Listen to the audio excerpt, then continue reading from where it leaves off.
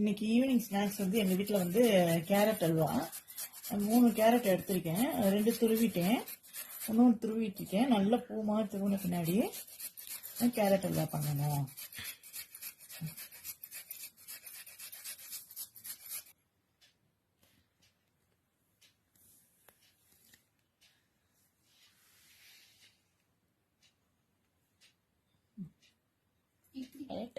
ரொம்ப இனிப்பா சூப்பரா இருக்கும்.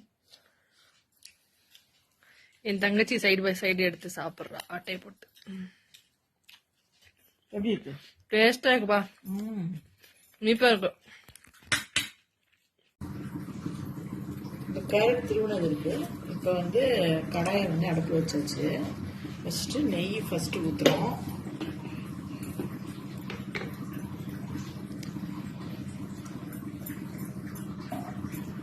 இது கோடையினால கொஞ்சம் எல்லாமே கொஞ்சம் திக்காக தான் இருக்கும். மெல்ட் ஆயிடுச்சு.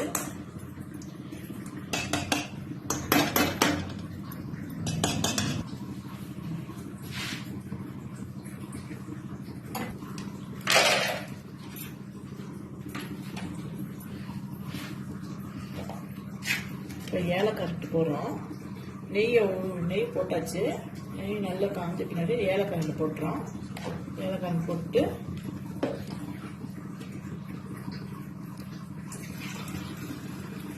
ஏலக்காய் 2 போட்டிருக்கேன். அடுத்து வந்து முந்திரியும் திராட்சையும்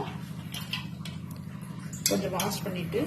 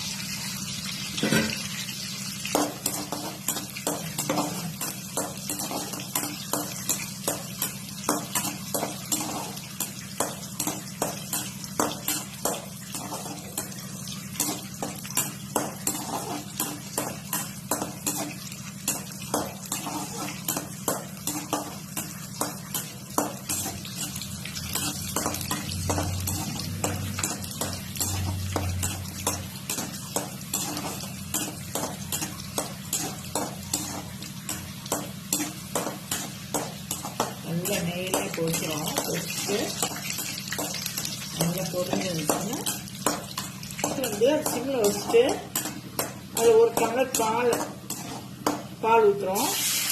பால் ஊற்றணும்.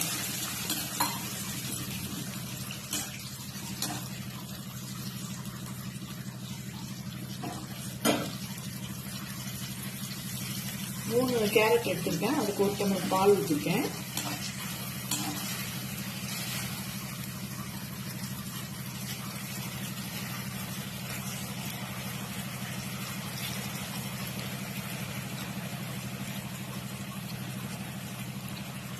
இப்போ நல்லா கொதிச்சு வந்து இப்போ வந்து துருவின கேரட்டை அதில் போடணும்.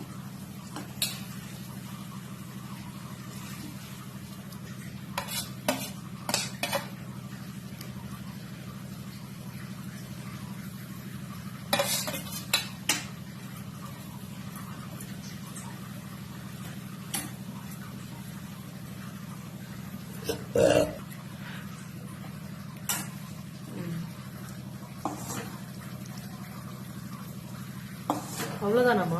அவ்வளோதான். நல்லா வேகணும்டா. 2 ஜீனி போட்டுட்டு அப்படியே அரைக்கிறேன். இப்போ சிம்ல வச்சிருக்கோமா? ஆமாம், 10 மினிட்ஸ் சிம்ல. ஆமாம், ஓகே.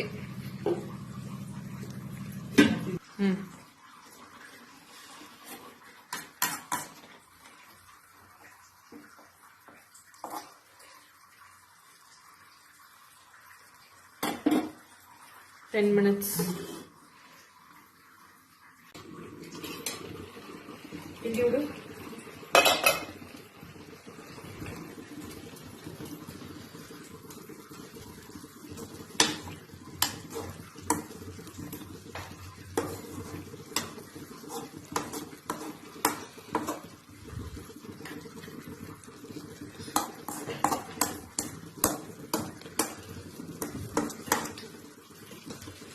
இன்னும் கொஞ்சம் வேணும்.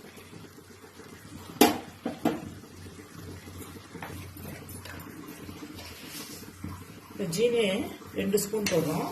பத்தலைன்னா கொஞ்சம் ஆட் பண்ணிக்கலாம். இப்போ வந்து 2 ஸ்பூன் வேணும். ரொம்ப இனிப்பாக ஏற்கனவே கேரட் இனிப்பு கேரட் நாங்கள் கொடைக்கானல் கேரட்னால ரொம்ப இனிப்பு. சுகர் கொஞ்சமாக ஆட் பண்ணியிருக்கோம்.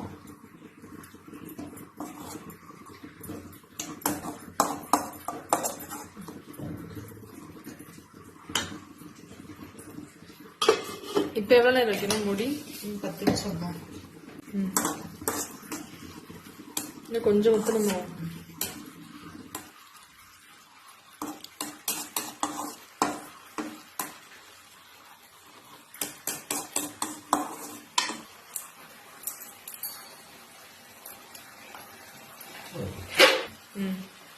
இப்போ நல்லா அந்த பாலில் வந்து கேரட் வெந்துட்டு இருந்துச்சு.